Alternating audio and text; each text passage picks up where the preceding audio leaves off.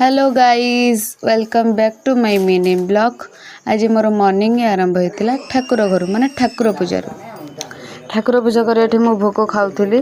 भोग खाइला बेले मो माँ से कौन कही दौला मो मुंडे किसी पशिलानी। छाड़ू पशिलानी तो पशिलानी।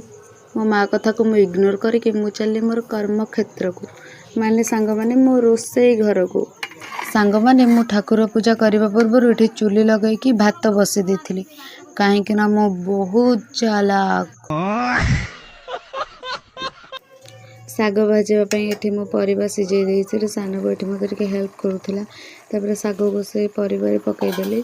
सांग मैंने आपण मैंने भावुए मुझे कहीं रोसे करुँच कहीं मो बो आज मत दुख दे पलैजे शाग भात ओलो ओलो ये मो शाग कम्प्लीट होगा मुझे टका बसा पड़ी सांग मैंने मो बो आज नहीं कारण मो बो मो बापा पलि मेडिकल आज ये मोर तकर बस दूसरी जेहेतु घर दायित्व मत देके जाइए एकमात्र बड़ झील तो कम करने को पड़ो।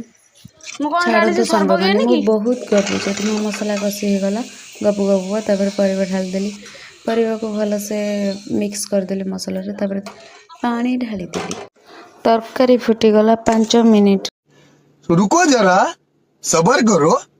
तरकारी फुटु फुटु ये बस पहले पोईपत्र काटापी जोटा कि मत जना नाला आपण मैंने मो एक्सप्रेशन रु जानी पारुथिबे जा हौ कर्म चलवाई तो ठीक अच्छे।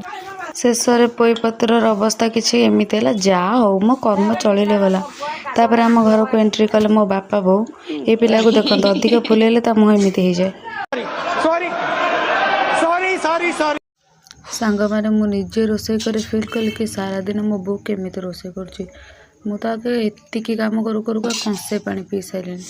ओह आज जो बाहर पुणी जो गरम जो खरा कौन कह सांग मैंने मोर तो पूरा हालत खराब होता सांग मैंने तरकारी पोई पत्र पकईदेली मो बो ये आस मत कह रोसे सरी मुझे ना रोसे सरी सांग मैंने आम चल माँ जी खाइबा रही बाय बाय।